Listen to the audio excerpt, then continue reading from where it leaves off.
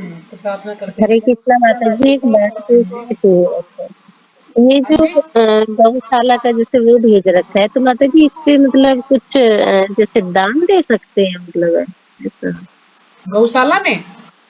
हाँ, मतलब गौशाला का मैसेज आ रहा है, मतलब तो पेटीएम का भी आ रहा है इस हाँ पे। हाँ, गौशाला में दान दे सकते हैं ना, उसका मैसेज आ रखा है कि हर अमावस्या को क्या किया कि हर अमावस्या को ना पितरों की हाँ शांति के लिए जी। वहां पर यज्ञ किया जाता है। तो जो अच्छा भी उसमें जी। भाग लेना चाहे वो वहां पे अपने पितरों के लिए यज्ञ में आहुति दे सकता है। अगर कोई नहीं जा सकता तो वो ऑनलाइन उसको ज्वाइन कर सकता है। सुबह 8 बजे शुरू हो जाता है वो जूम पे। तो 8 बजे आप अच्छा उसको जी। ज्वाइन कीजिए और ऑनलाइन पैसे भेज सकते हैं आप उन अपने अच्छा पितरों की शांति के लिए। जी। तो वो वहां पे उसका जो है आपके नाम से आहुति दे देंगे वहां पे। और जो आप पैसे भेजेंगे तो गऊ के लिए थोड़ी सेवा हो जाएगी, क्योंकि इस समय हाँ हाँ। गौशाला में बहुत धन की आवश्यकता है। काफी सारी गाय हैं और धन इतना कहीं से आ नहीं रहा है। तो इसलिए जो भी अच्छा जिससे जी। जितना बन पड़े तो आप सबको सेवा करनी चाहिए। जैसे अब श्राद्ध चल रहे हैं, तो श्राद्ध हाँ के नाम से जी। अब भी तो आप किसी को पंडित को बुलाते हैं, भोजन भी बनाते हैं, उसको दक्षिणा भी देते हैं, कपड़े भी देते हैं, है ना, काफी खर्चा बैठता है।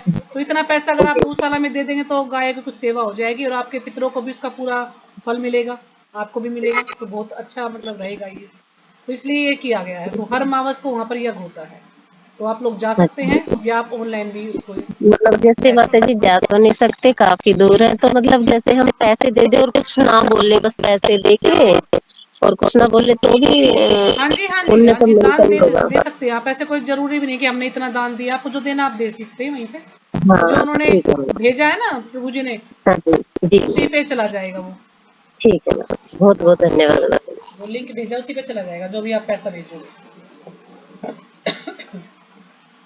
जैसे आज हमने भी श्राद्ध था किसी का, तो किसी को जिम्मा नहीं पाए बुलाया, लेकिन कोई आया नहीं, तो हमने फिर गौशाला में पैसे दे दिए उसके। मैं चलो गाय की सेवा हो जाएगी। तो कैसे ही दान कर लो, चाहे आप घर पे बुला के दे दो, चाहे वहां दे दो। तो गौशाला में देना ज्यादा बेटर है, गाय को सेवा हो जाएगी गाय की। तो ठीक है। प्रार्थना करते हैं। ओम अज्ञानतिमिरान्धस्य ज्ञानाञ्जनशलाकया चक्षुरुन्मीलितं येन तस्मै श्रीगुरुवे नमः। श्रीचैतन्यमनोभीष्टं स्थापितं येन भूतले स्वयं रूपदा मह्यं ददाति स्वपदान्तिकं। वन्देऽहं श्रीगुरो श्रीयुतपदकमलं श्रीगुरुं वैष्णवांश्च श्रीरूपं साग्रजातं सैगं रघुनाथं तं सजीवं साद्वैतं सावधूतं परिजनसहितं कृष्णचैतन्यदेवं श्रीराधा कृष्णपादान् सहगण ललिता श्रीविशाखान्वितांश्च हे कृष्णा करुणा सिंधु दीनबंधु जगतपते गोपेश गोपिका कांत राधा कांत नमस्तुते। तप्त कांचन गौरांगी राधे वृंदावनेश्वरी वृषभानुसुते देवी प्रणमामि हरिप्रिये। वाञ्छाकल्पतरुभ्यश्च कृपा सिन्धुभ्य एव च पतितानां पावनेभ्यो वैष्णवेभ्यो नमो नमः। जय श्री कृष्णा चैतन्य प्रभु नित्यानंद श्री अद्वैत राधे शिवासादि गौर।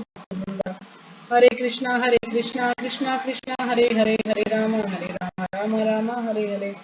नमो विष्णु पदाय कृष्णाय भूतले श्रीमते भक्ति वेदांत स्वामी नामिने।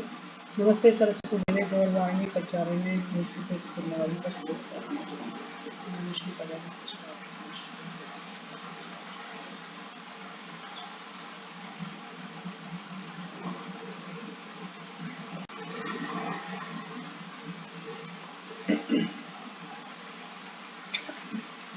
तो जैसे आप सबको ना एक संख्या निश्चित कर लेनी चाहिए, भाई इतने पैसे मैं हर महीने गौशाला में दूंगा या दूंगी। तो आपको हर महीने देने ही चाहिए 100 रुपये कम से कम। और ज्यादा से ज्यादा आप कितना भी दे सकते हैं, है ना। 100 रुपये वैसे बहुत कम है, कम से कम 500 रुपये देने चाहिए। लेकिन 500 रुपये भाई हमारा सामर्थ्य नहीं है ना, तो 100 रुपये तो कम से कम हमें देने ही चाहिए गौशाला में हर महीने। तो एक आपको ये निश्चित कर लेना चाहिए हर महीने मुझे इतने पैसे देने हैं। तो ये अच्छा रहेगा, गाय की सेवा हो जाएगी।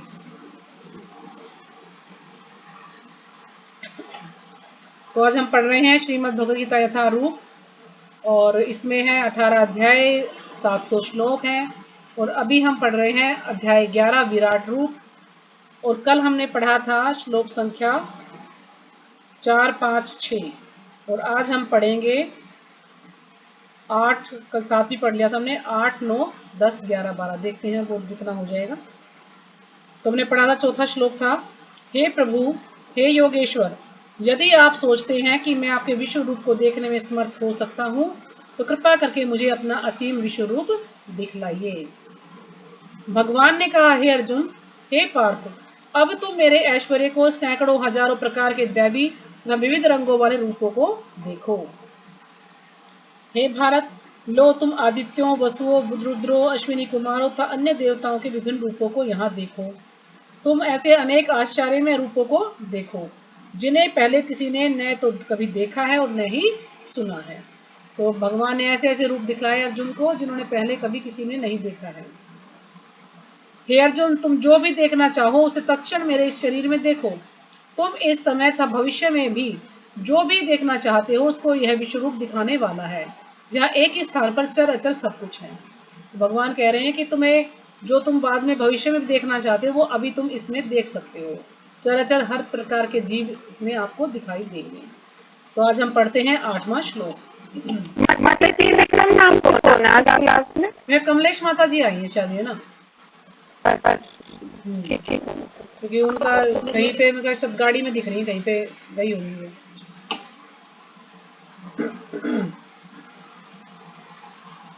न तु मां सक्यशे द्रष्टुम् अनेन एव स्वचक्षुषा दिव्यं ददामि ते चक्षु पश्य मे योगम ऐश्वरम।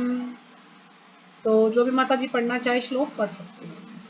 हरे हरे कृष्ण माता जी जन्म सभी के जन्म श्रीमद्भगवद गीता के अनुरूप इतने लोग हैं 700 अध्याय 18 और 11वें अध्याय का नाम है भगवान विराड़ू और इसमें श्लोक 55।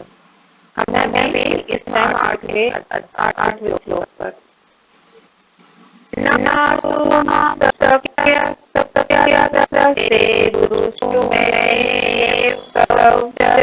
चक्षुषा दिव्यं ददामि चक्षु पश्य मे योगेश्वरम्।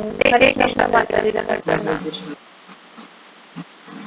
हरे कृष्ण माता जी प्रणाम माताओं को प्रणाम। संख्या का मैं तुम सच्चे विष्णु में कल्पता दिव्य ददामि ते चक्षु पश्य मे योगेश्वरम्। हरे कृष्ण माता जी प्रणाम। हरे कृष्ण माता जी प्रणाम। अध्याय 11 श्लोक संख्या 8।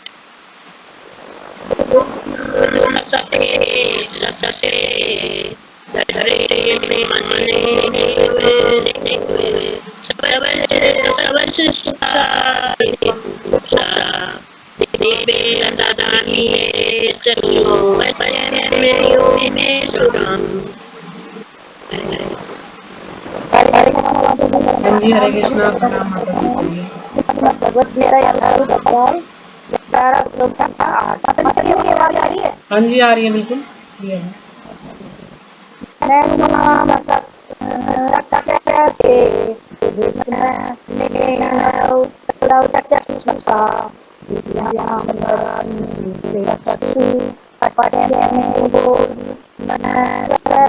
हरे कृष्ण माता जी हरे कृष्णा। और कोई हो गया सबका? शब्द अर्थ। मैं कभी नहीं, तू लेकिन माँ मुझको सक्यसे तुम समर्थ होगे द्रष्टुम देखने में, अनेन इन एव निश्चय ही स्वचक्षुषा अपनी आंखों से, दिव्यम दिव्य ददामी देता हूँ ते तुमको चक्षु आंखें, पश्य देखो मैं मेरी योगम ऐश्वरम अचिंत्य योग शक्ति। अनुवाद। किंतु तुम मुझे अपनी नाकों से नहीं देख सकते, है ना? हम भगवान को अपनी नाकों से नहीं देख सकते। तो भगवान अर्जुन को बता रहे हैं, अतः मैं तुम्हें दिव्य आंखें दे रहा हूँ, अब मेरे योग ऐश्वर्य को देखो। कि मैं तुम्हें दिव्य आंखें दे रहा हूँ, देता हूँ, तो तुम इस योग ऐश्वर्य को देख सकोगे। अब तो भगवान का योग ऐश्वर्य यानी जो हमारी अचिंत्य योग शक्ति यानी हमारी चिंतन से परे है, हम उसको नहीं जान सकते अपनी इंद्रियों के द्वारा, तो जो कि हमारे चिंतन से परे हैं, यानी अचिंत्य योग शक्ति है भगवान की। तो तात्पर्य श्रीपाद जी के द्वारा श्रीपाद जी की जय। शुद्ध भक्त कृष्ण को उनके दो भुजी रूप के अतिरिक्त अन्य किसी भी रूप में देखने की इच्छा नहीं करता। तो शुद्ध भक्त जो है वो भगवान को सिर्फ उन्हें दो भुज रूप में देखना चाहता है और किसी रूप की इच्छा नहीं करता। क्यों? क्योंकि वैसे भी भगवान जो है अपने गोलोक धाम में दो भुज में ही है, तो इसको कहा गया है श्याम सुंदर रूप में ही भगवान रहते हैं, दो भुजाओं वाले भगवान हैं। जो भगवान का जो वास्तविक रूप है वो दो भुजाओं वाले भगवान है, जो कि अपने लोग गोलोक वृंदावन में भगवान रहते हैं। तो भक्त को कोई इच्छा नहीं है, भक्त को सिर्फ एक इच्छा है, भगवान को सिर्फ दो भुज वाले भगवान को ही देखना चाहता है। भक्त को भगवत कृपा से ही उनके विराट रूप का दर्शन दिव्य चक्षुओं नेत्रों से करना होता है, न कि मन से। अब वो भक्त क्या है, उसको भगवान की कृपा, भगवान की जब कृपा उसको मिलती है, जैसे कि अर्जुन को भगवान की कृपा मिली, तो इसलिए अर्जुन उनके विराट रूप को देख पाया। तो जब भगवान की कृपा मिलती है तो वो उनके विराट रूप को देख सकता है, ना कि मन से, कि वो मन से नहीं देख सकता। वो जब चक्षु मिलते हैं, उनको दिव्य चक्षु मिलते हैं, दिव्य आंखें मिलती हैं, तो भगवान का दर्शन कर पाते हैं। कृष्ण के विराट रूप का दर्शन करने के लिए अर्जुन से कहा जाता है कि वे अपने मन को नहीं अपितु दृष्टि को बदले। तो भगवान अर्जुन को कह रहे हैं ना कि तुम अपने मन को नहीं बल्कि तुम अपनी दृष्टि को बदलो। जब हमारी दृष्टि बदलेगी तभी तो हम भगवान का दर्शन कर पाएंगे ना।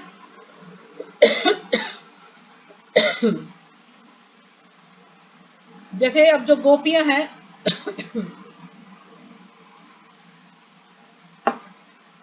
जब एक बार कृष्ण छोड़ के चले जाते हैं गोपियों को, तो गोपियां सब जगह उनको ढूंढती रहती हैं। तो एक जगह भगवान जो है नारायण रूप लेकर के वहां पर खड़े हो जाते हैं। तो वो अब गोपियां तो सिर्फ भगवान के कृष्ण रूप से आकर्षित थी, नारायण पर उन्हें इतना ध्यान नहीं दिया। नारायण का रूप लेकर कृष्ण खड़े हैं, उनको प्रणाम करती हैं और पूछती हैं क्या तुमने कृष्ण को कहीं देखा है। उनकी उस नारायण रूप में कोई आसक्ति नहीं है, उनकी आसक्ति है कृष्ण रूप में, तो इसलिए वो उनको नहीं पहचान पाई कि कृष्ण ही है। उनसे वो बस ये पूछती है कि क्या आपने कृष्ण को देखा है। यानी कृष्ण से वो बहुत ज्यादा आकर्षित है। इसलिए कृष्ण का यह विराट रूप कोई महत्वपूर्ण नहीं है, यह बाद के श्लोकों से पता चल जाएगा। जैसे जैसे हम आगे बढ़ेंगे तो हमें पता लगेगा कि ये विराट रूप ज्यादा महत्वपूर्ण नहीं है। क्यों? यदि सिर्फ अर्जुन की इच्छा पूर्ति के लिए भगवान ने विराट रूप दिखाया था। ये कुछ समय के लिए होता है, ये शाश्वत नहीं है। ये काल्पनिक रूप इसको बताया जाए बस थोड़े समय के लिए है और फिर से ये अदृश्य हो जाता है। लेकिन जो और रूप भगवान के जो और विस्तार हैं जो भगवान के रूप हैं वो हमेशा के लिए होते हैं, क्योंकि उनके सबके अलग अलग बैकुंठ लोक हैं वहां पर बैकुंठ धाम में। तो फिर भी चूंकि अर्जुन इसका दर्शन करना चाहता था, अतः भगवान ने उसे इस विराट रूप को देखने के लिए विशिष्ट दृष्टि प्रदान की। तो भगवान उसे दिव्य चक्षु दिए, जिसके कारण वो भगवान के विराट रूप को देख पाया। तो जो भक्त कृष्ण के साथ दिव्य संबंध से बंधे हैं, वे उनके ऐश्वर्य के ईश्वर विहीन प्रदर्शनों से नहीं अपितु उनके प्रेम में स्वरूपों से आकृष्ट होते हैं।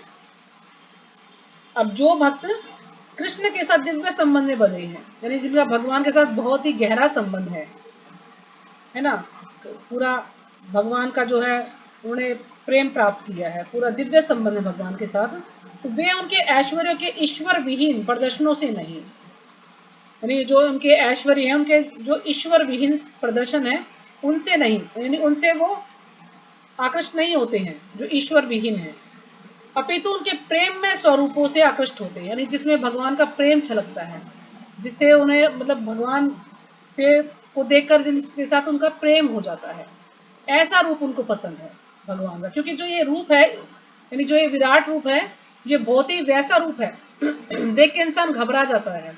तो ऐसे रूप से प्रेम करना बहुत मुश्किल है। जैसे अब जब भगवान नरसिंह अवतार दिखाया था, तो नरसिंह अवतार का कितना भयंकर रूप था भगवान का। तो जब ऐसा रूप होगा तो कौन उनसे प्रेम करेगा ना। भगवान का रूप तो ऐसा हो जो देखते उनसे प्रेम हो जाए, जैसे कृष्ण का रूप है। तो गोपियां जो है भगवान के प्रेम में पागल थी। तो जब भगवान ने ये नरसिंह अवतार दिखाया, तो अब जितने भी देवी देवता थे या ब्रह्मा जी भी थे, सब डर गए थे, कोई उनके पास नहीं जा रहा था उनको शांत करने के लिए। तो उन्होंने लक्ष्मी जी को कहा कि लक्ष्मी माता जी आप जाइए, उनको शांत कीजिए। लक्ष्मी भी दूर हो गई, कह रही ऐसा रूप तो मैंने भगवान का कभी नहीं देखा, नहीं नहीं मैं भी नहीं जाऊंगी। लेकिन फिर कौन गया? प्रहलाद महाराज। प्रहलाद महाराज बिल्कुल नहीं डरे और वो भगवान की जाके गोद में बैठते हैं, भगवान भी उनको सहलाते हैं। तो वो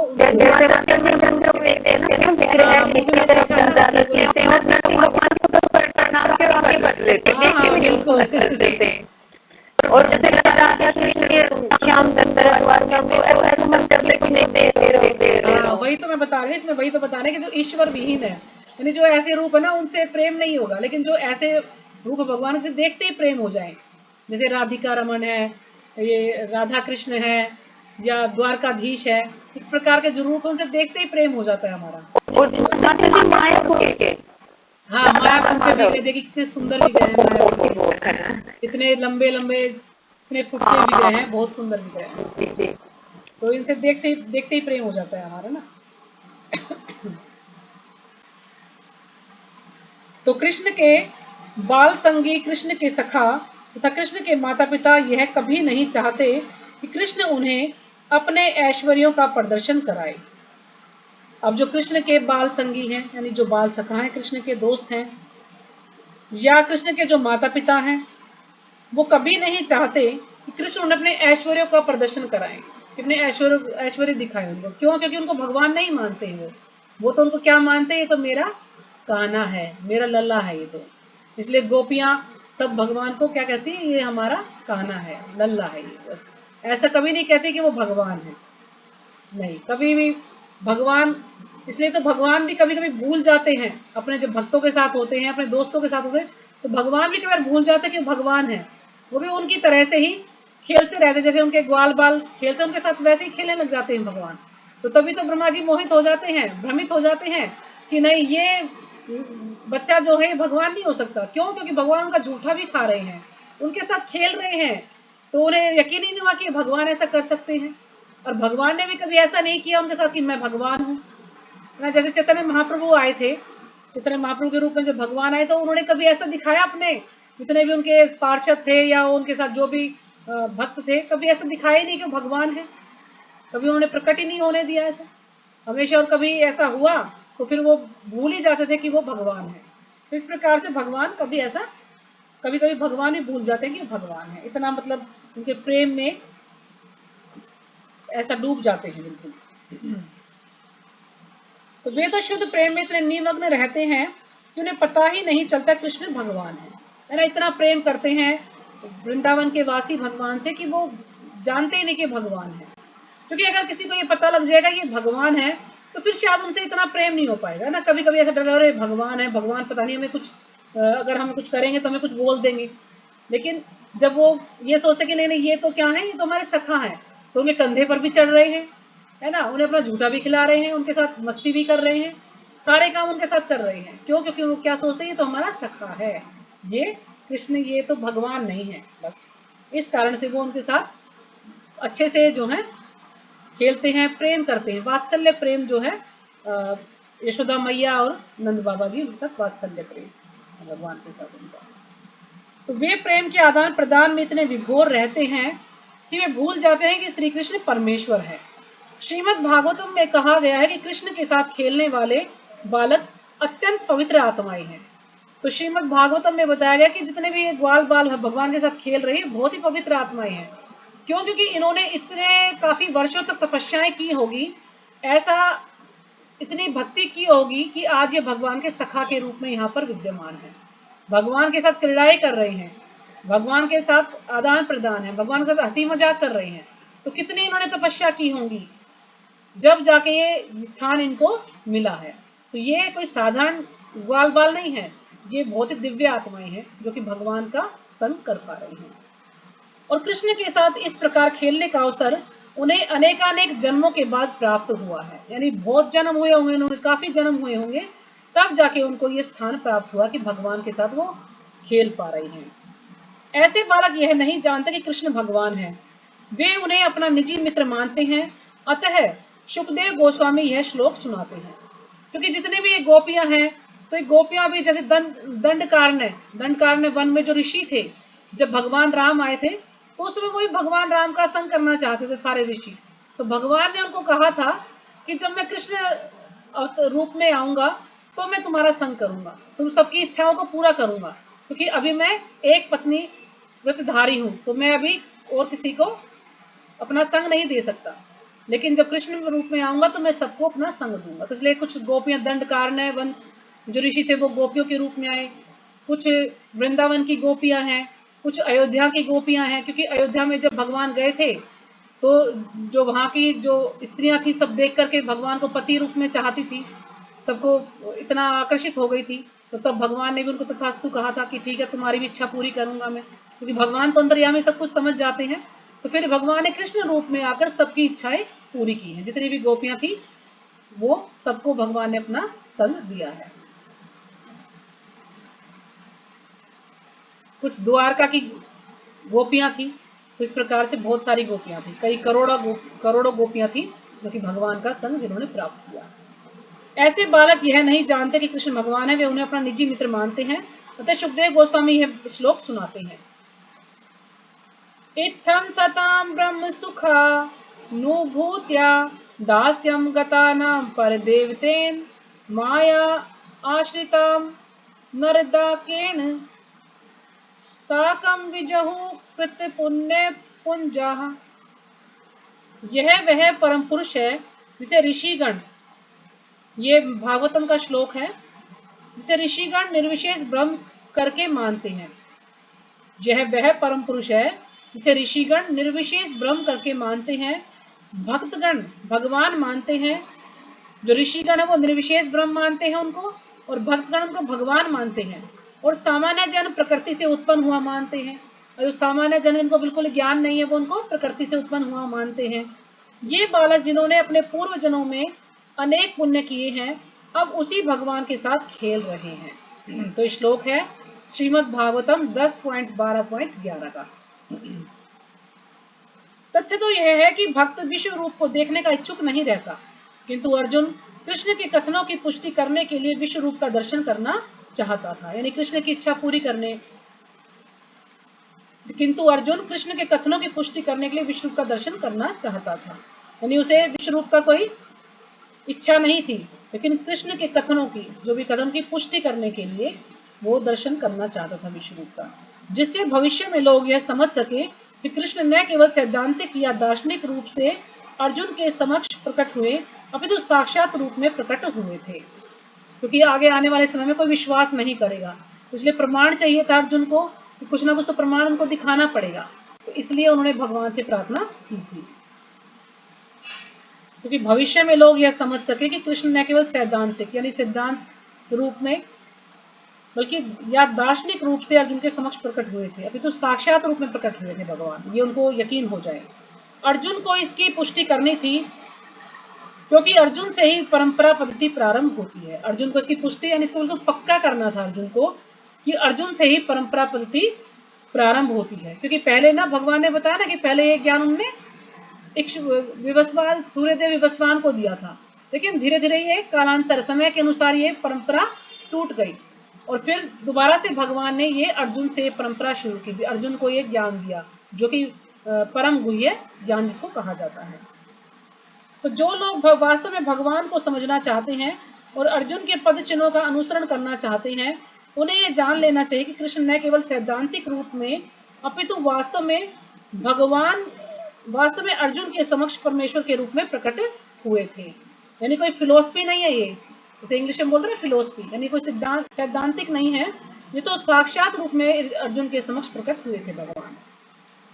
भगवान ने अर्जुन को अपना विश्व रूप देखने के लिए आवश्यक शक्ति प्रदान की, क्योंकि वे जानते थे कि अर्जुन इस रूप को देखने के लिए विशेष इच्छुक न था, जैसा कि हम पहले बतला चुके हैं। यानी अर्जुन को ज्यादा इच्छा नहीं थी, वो तो सिर्फ आगे आने वाले लोगों के लिए, यानी आगे आने वाले लोगों को प्रमाण चाहिए, इसलिए वो भगवान का विश्व रूप देखना चाहते थे। तो अब संजय जो है धृतराष्ट्र को सुना रहे हैं इस विश्व रूप के बारे में, तो संजय क्या बोलते हैं। संजय उवाच एवं उक्त्वा ततः राजन् महायोग ईश्वरा हरि दर्शयाम आस्पार्थाय परमम रूपम ऐश्वरम।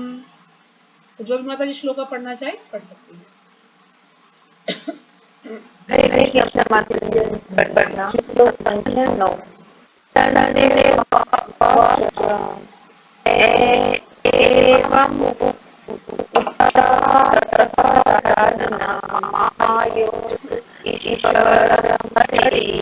ईश्वरो हरि दर्शनायाम आस्पार्थाय ईश्वरम। हरे कृष्ण माता जी। हरे कृष्ण। हरे कृष्ण माता जी। धन्यवाद। श्रीमद् भगवद्गीता अध्याय 11 श्लोक क्या एक एवं संदेव एवं ततो मनोनायोगेश्वर हरि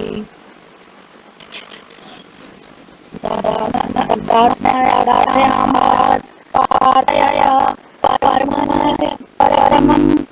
रूपम ईश्वरम्। हरे कृष्ण माता जी।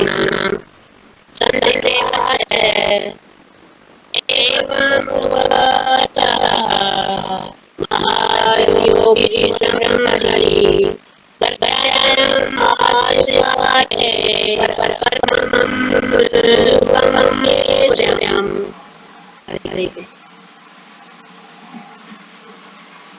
हरे कृष्ण माता जी। धन्यवाद। संजय उवाच एवमुवाचो राजन्नायोगेश्वरो हि दर्शयामासाराध्याय परं रूपेश्वरम्। हरे कृष्ण माता जी। जी हरे कृष्ण। हो गया सबको?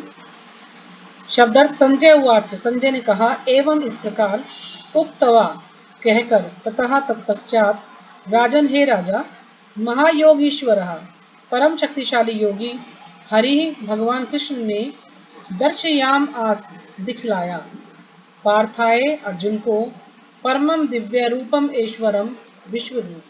संजय ने कहा, हे राजा, इस प्रकार कहकर महायोगेश्वर भगवान ने अर्जुन को अपना विश्व रूप दिखलाया। तो अब संजय बता रहे हैं धृतराष्ट्र को कि अब महायोगेश्वर भगवान ने अर्जुन को अपना विश्व रूप दिखलाया। तो विश्व रूप के अंदर क्या क्या है वो सब अब संजय जो है बताएंगे धृतराष्ट्र को। तो श्लोक संख्या हम पढ़ते हैं 10 और 11। अनेक वक्त्र नयनम अनेक अद्भुत दर्शनम अनेक दिव्य आभरणम दिव्य अनेक उदत आयुधम दिव्य माल्यंबरधरम दिव्य गंध अनुलेपनम सर्व आश्चर्यमयम देवम अनंतम विश्वता मुखम। तो जो भी माता जी श्लोक पढ़ना चाहे पढ़िए।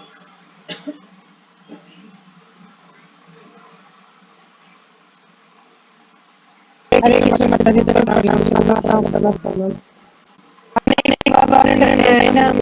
अनेक दर्शनम अनेक दिव्य आभरणम दिव्य अनेक आयुधम दिव्य माल्यंबरधरम दिव्य गंधलेपनम सर्व आश्चर्यमयं देवं अनंतं विश्वरूपम्।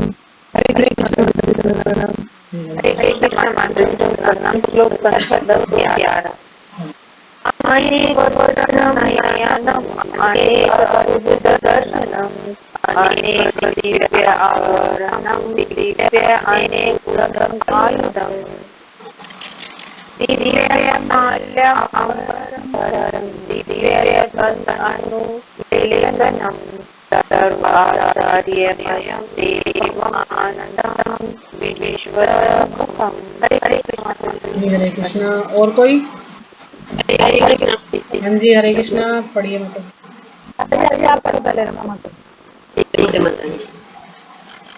श्लोक संख्या 10 और 11। अनेक वर्णनमयम् अनेक अद्भुत दर्शनम् अनेक दिव्य आभरणम् दिव्य अनेक आयुधम् दिव्य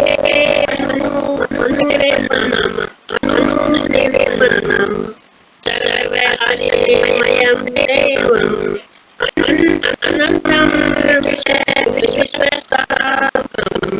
हरे कृष्ण। हरे कृष्ण। अनेक वर्णनमयम् अनेक अद्भुत दर्शनम् अनेक दिव्यम् दिव्य अनेक आयुधम् दिव्य माल्यंबरधरम् धर्मवीरे गन्ध अनुभवे सर्व अस्त्रे ओम नमो विश्वेश्वराय।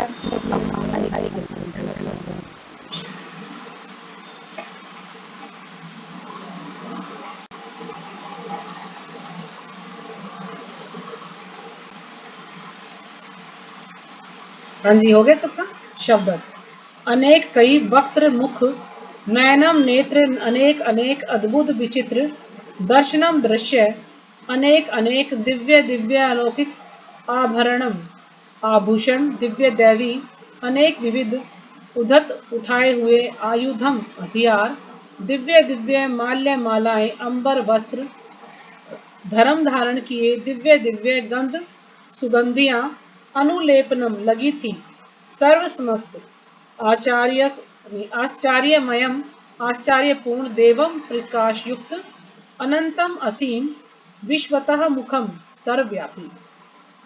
अनुवाद। अर्जुन ने उस विश्व रूप में असंख्य मुख, तो बता रहे हैं कौन बता रहा है, संजय, तो बता रहे हैं कि अर्जुन ने उस विश्व रूप में असंख्य मुख, बिल्कुल अनेकों मुख जिनकी कोई गिनती नहीं कर सकते,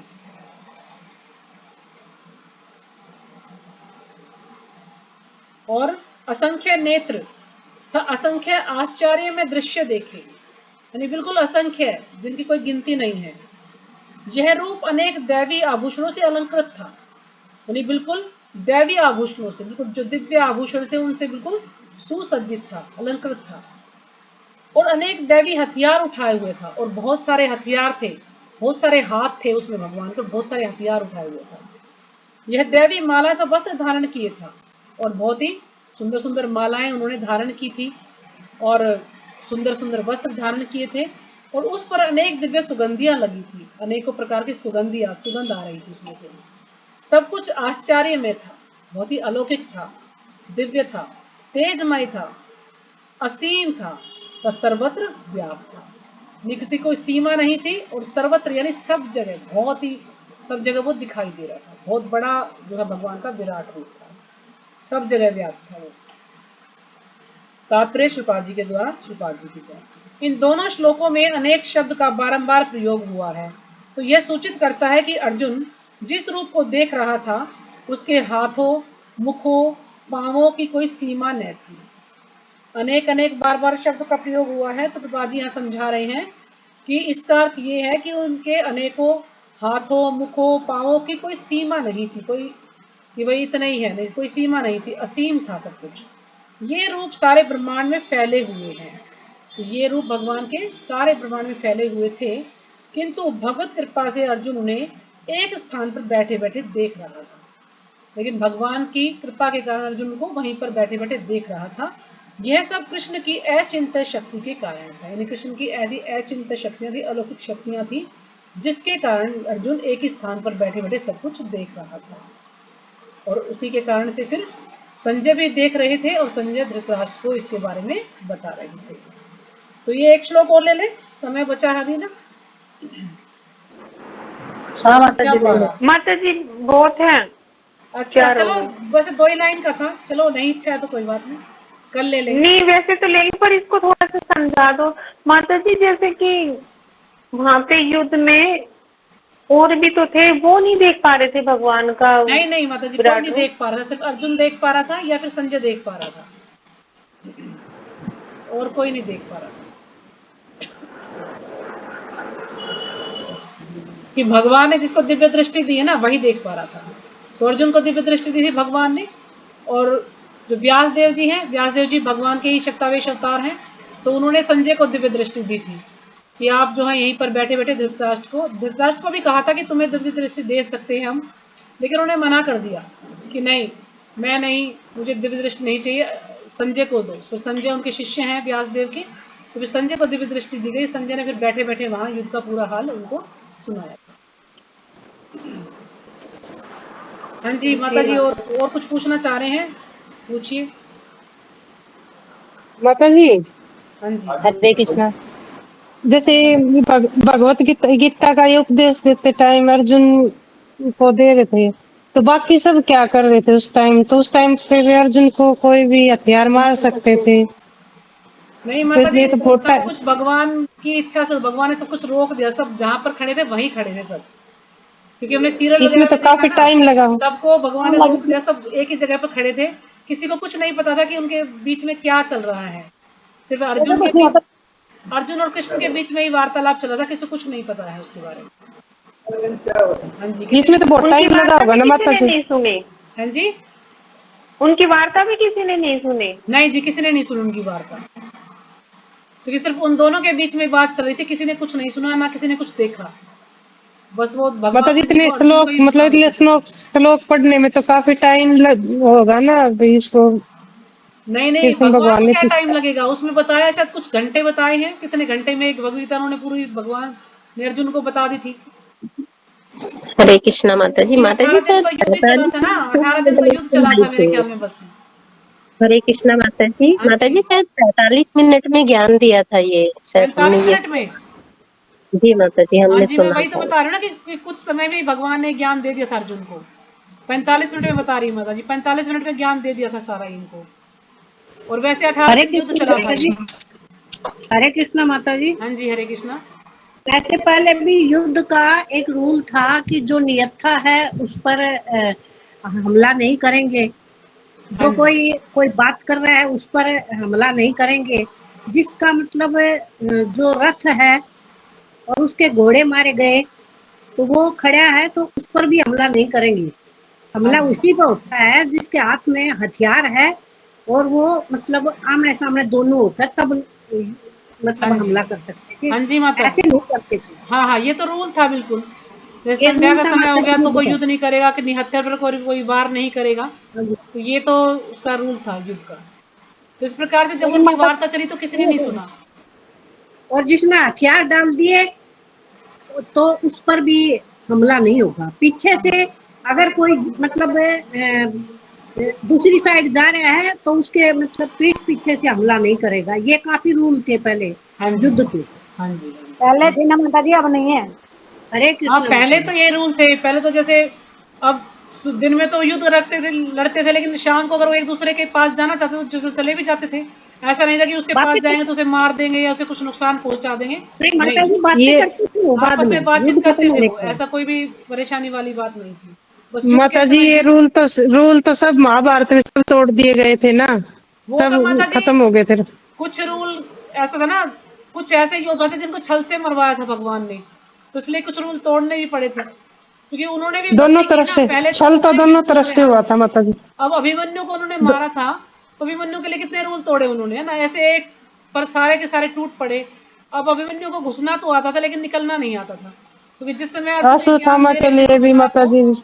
हाँ, तो सुभद्रा मैया सो गई थी, तो घुसना तो उन्होंने देख लिया भी कैसे ही उसके अंदर प्रवेश करना है, लेकिन बाहर कैसे निकलना वो नहीं सुन पाए थे वो, तो उन्होंने कोई दया नहीं की उस पर, सारे के सारे उस पर टूट पड़े, जबकि उनका कोई वो नहीं था कि ऐसे वो युद्ध करे उसके साथ, तो गलतियां उन्होंने भी बहुत की हैं, तो फिर भगवान ने देखा कि इनको छल से ही इनको हराना पड़ेगा, तो इसलिए भगवान ने भी उनके साथ फिर छल किया है, और भगवान ने खुद करा तो किया तो भगवान ने ही है, लेकिन निमित्त अर्जुन को बनाया था, अर्जुन को ही बताया कि ऐसे, अब जैसे कर्ण था, अब कर्ण का रथ जो है उस समय धस गया था, लेकिन उस समय युद्ध नहीं करना चाहिए था, लेकिन फिर भी उसको युद्ध किया, क्यों, उसको मारना था, छल से ही उसको मरवाया था, वैसे तो मार नहीं सकते थे, तो कई कार्य ऐसे थे कि छल से ही करने, क्योंकि गलती उन्होंने की थी पहले, तो फिर भगवान ने भी उसका जवाब दिया था उनको,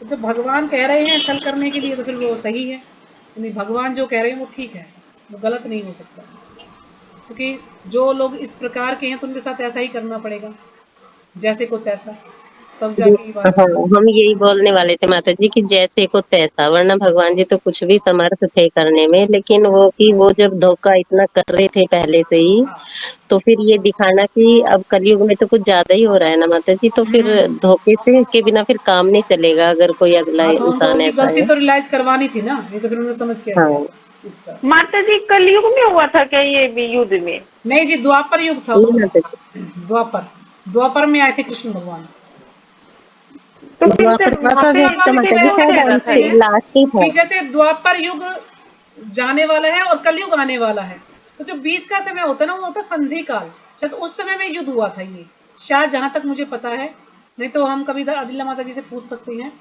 क्योंकि जो व्यासदेव है ना, व्यासदेव का जो जन्म हुआ है वो संध्या काल में, संधि काल बोलते हैं उसको, उस समय जन्म हुआ है। जैसे पता नहीं क्या बोलते हैं उसको, जैसे द्वापर जाने वाला है या कलयुग आने वाला है, इस प्रकार से जो बीच का जो समय बच गया है उसको बोलते हैं संधि काल। जैसे अब रात जा रही है और दिन निकलने वाला है, तो बीच का जो समय होता है उस समय में व्यासदेव का जो है जन्म हुआ था। तो व्यासदेव तो थे ना उस समय जब युद्ध हुआ था, तो उसके बाद ही फिर उन्होंने भागवतम लिखी थी। तो इसी को संधि काल बोलते हैं, उसी समय युद्ध हुआ था शायद, जहां तक। माता जी, हाँ जी, अर्जुन ने ये ज्ञान 45 मिनट में ले लिया, हाँ जी। हम इसको मैं भी यही 45 सोच दिन रही में भी थी, क्यों और नहीं ले हमें पाए? 1.5 साल हो गया। हम तो 45 साल में भी ले ले तो भी गरीमत है माता जी। माता जी, मेरे मन में मैं बिल्कुल यही क्वेश्चन बोलने वाली थी कि हमारे ऐसे तो वही तो इंटेलिजेंट बताया की ना कि 1.5। कलयुग के लोग हैं हम, कलयुग के लोगों के अंदर इतनी बुद्धि नहीं है, हमारी मंद बुद्धि है। भागवतम पढ़ रहे हैं ना आप लोग, तो भागवतम में श्लोक आता है ना कि कलयुग के लोग क्या है, कलयुग के लोग मंद मंद होंगे, झगड़ालू होंगे, है ना, भ्रमित रहेंगे हमेशा। तो इसलिए व्यासदेव ने सोचा कि पहले ही दिव्य दृष्टि थी व्यासदेव के पास, उन्होंने पहले ही देख लिया था कि कलयुग के लोग ऐसे होंगे, ये कमियां होंगी उनके अंदर, तो फिर वो अपना उद्धार कैसे कर पाएंगे। तो इसलिए फिर माता जी, द्वापर के भी ऐसे ही थे, तो युद्ध हो रहा था, उन्होंने भी कुछ नहीं सुना, फिर भी वो ऐसे इतने थे नहीं द्वापर के। थे। फिर भी वो इतने नहीं थे, कलयुग के लोग ज्यादा मंद हैं। उसमें कुछ लोग माता थे जी, जैसे अर्जुन, अगर वो भी अर्जुन अच्छे द्वापर में होते तो तो वो थे। सारा सुनते भगवान की बातें। नहीं नहीं, अर्जुन द्वापर में तो थे, अर्जुन को 45 मिनट में सारा ज्ञान हो गया था। और भी तो पब्लिक थी, अब यहाँ पे भी कलयुग में भी हो रही हूँ, तो किसी किसी को ज्ञान, हरे मतलब कृष्णा जैसे माता आदि जी। लीला नहीं माता होगा जी माता है, जी, आप हो। 45 मिनट में ज्ञान नहीं होगा हरे किसी को कृष्णा भी माता जी। कलयुग में। तो इसलिए माता जी, व्यासदेव ने पहले ही देख लिया था, तब उन्होंने फिर नारद मुनि ने उनको आज्ञा दी, तब उन्होंने ये भागवतम लिखा था। मतलब माता बाद जी, में फिर कलयुग लिखा में था भी उन्होंने ऐसे अलग बहुत अलग से टुकड़ों में, हैं जैसे कहीं कहीं पे जिसको लिखा ज्ञान हुआ हो था। रहा है। हाँ, बाद में फिर उन्होंने सबको इकट्ठा करके फिर एक भागवतम का रूप उसको दिया था, जो भी माता लिखा जी, हम तो 45 मिनट की उम्मीद भी नहीं करते, हम तो ये कह रहे 45 दिन में भी हो जाए तो भी था। हाँ। बहुत मुश्किल है माता जी, क्योंकि डेढ़ भगवत साल तो गीता यहाँ पे बहुत महीने लगे। टफ बताई गई है। भगवत गीता बहुत ज्यादा टफ है। जो भगवत गीता को समझ लेता है ना, वो और शास्त्रों को भी समझ लेगा। अगर भगवत गीता ही नहीं समझ पाते तो और शास्त्रों को समझना बहुत मुश्किल है हमारे लिए ना। क्यों? क्योंकि हम कलयुग के लोग हैं। कलयुग के लोगों के अंदर 4 कमियां होती है ना, उनकी इंद्रियां पूर्ण नहीं है, वो हमेशा भ्रमित रहते हैं, हमेशा धोखा देने की प्रवृत्ति होती माता है। जी, कमलेश माता जी अपने विचार बोलना चाह रही है। हाँ जी, बोलिए कमलेश माता जी, आप भी बोलिए। हरे कृष्णा माता जी, दंडवत प्रणाम। माता जी, विचार मेरे पास कुछ नहीं, मैं तो ये बोल रही हूँ कि भगवान तो कुछ भी कर सकते हैं। हाँ जी, 45 भगवान मिनट कुछ भी में। कर सकते हैं। हाँ, तो 45 मिनट में दे दिया। और कोई, मान लो उनको विराट रूप दिखाया था, तो और किसी को थोड़ी ना दिखाया था, अर्जुन नहीं, अर्जुन को ही दिखाया था। विराट हाँ, रूप तो वो, अर्जुन को दिखाया था उन्होंने, दुर्योधन को दिखाया था, और शायद यशोदा मैया हाँ, को दिखाया था। यशोदा मैया। हाँ, और 3 लोगों फिर को दिखाया था विराट रूप उन्होंने। लेकिन जो दुर्योधन को दिखाया था, दुर्योधन भगवान से ईर्ष्या करता था, तो उसको ज्यादा नहीं दिखाया, थोड़ा सा दिखाया बताया है। लेकिन अर्जुन को, अर्जुन की इच्छा थी और अर्जुन उनका भक्त भी था, तो उसको बड़े अच्छे से दिखाया था, पूरा विराट रूप उनको दिखाया था। और माता जी, यशोदा अर्जुन मैया को को जरूर दिखाया था दिखाया था जब वो, कि यशोदा अर्जुन मैया, युद्ध नहीं करना चाह रहा था, कि भाई मैं कैसे मारूं, जब दिखाया था। हाँ जी, कि सब मरे हुए हाँ, कि मेरे द्वारा मरे हुए हैं, बस तो सिर्फ निमित्त बनेगा। और हाँ, माता थोड़ी जी, सी ये आपकी जो रूप आवाज थोड़ी मैं कम गोस्वामी थे, समझ उस पा रूप रही हूँ, थोड़ी क्लियर गोस्वामी। सी नहीं आ रही आपकी आवाज। आप कहीं पे जा रहे अच्छा, हैं ना मेरे ख्याल से, आवाज तो फिर थोड़ी सी मैं समझ नहीं कमलेश पा रही माता हूँ। जी, आपका डिस्कशन क्लियर नहीं सुनाई दे रहा, इसलिए आपको यहीं पे विराम करना हो पड़ेगा। आज माता जी तो मैं समझ माता नहीं जी, पा रही आप क्या बोलना चाह रहे हैं, क्लियर नहीं आ रही आपकी आवाज ना। माता जी, माता जी आज की आगे। चर्चा में बहुत अच्छा